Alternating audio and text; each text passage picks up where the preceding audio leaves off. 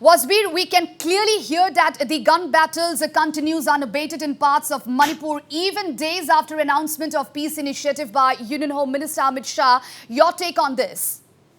Well, yes, Pooja, Northeast Live is the only channel on the front lines of the periphery between Kakching and the hill areas where firing continues. Sugnu has emerged as the hotspot. There has been intense firing in and around Sugnu in Kakching district for the last couple of days, and today also there has been heavy firing in Sugnu. At least one or two people have been injured. We have shown we have shown visuals of ambulances arriving in the area and picking up at least one injured person.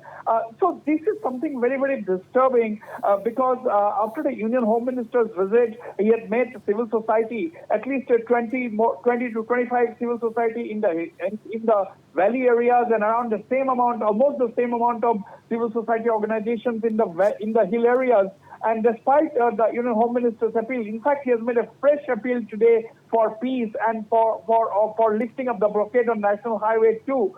Now, in this kind of a situation, it is extremely difficult for peace to return. And now, apart from the government, yes, we know that the government has deployed more than 35,000 army, police, and paramilitary, apart from, of course, the state forces.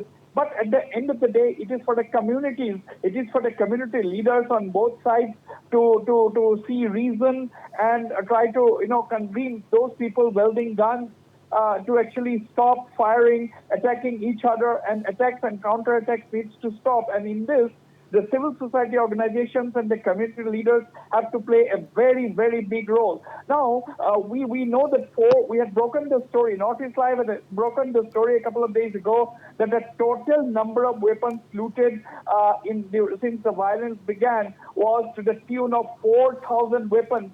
These were basically INSAS and AK-47 assault rifles that were looted.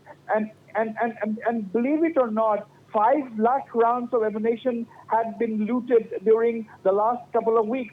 And now, out of these 4,000 weapons, about 700 to 800 weapons have since been recovered.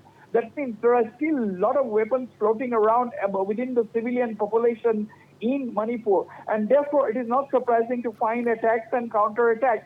The valley people say that it is militants from the other side who are attacking, and from the hill areas, the allegation is that some radical organizations in the valley areas are involved in this shootout. So these are allegations and counter-allegations, which is not surprising because the trust deficit is absolutely huge.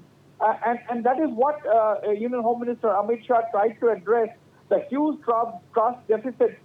He had spent 4 days in Manipur. He has spoken to civil society leaders on both sides, both in the hills as well as the valley, and he tried to address this issue. And now, of course, it is up to a lot depends on the community leaders from the hill areas as well as the valley areas to instill reason among the civilian population. And a lot of things that needs to be done by the security forces.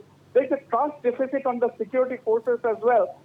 Because in the hill areas, they don't look at the Manipur police they think that the Manipur police is not neutral. And as far as the valley is concerned, they have identified some paramilitary forces who they say are not neutral. So this is a very serious and challenging situation for the administration. And Manipur has been placed under unified command of the army, police, and the paramilitary, headed by the security advisor 𝗡𝗢𝗥𝗧𝗏. But again, parties like the Congress and others are saying that it should not have been 𝗡𝗢𝗥𝗧𝗏 who should have headed the unified command, but it should have been the Chief Minister 𝗟𝗓𝗡𝗏. But considering the trust deficit, perhaps the center has decided to let the security advisor head the unified command.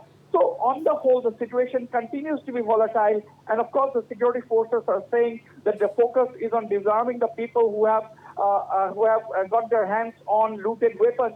But unless these weapons are handed over, we don't know when the firing and counter firings are going to end. This is indeed a volatile situation in Manipur. All right. Thank you, Wasbir, for giving us all those details.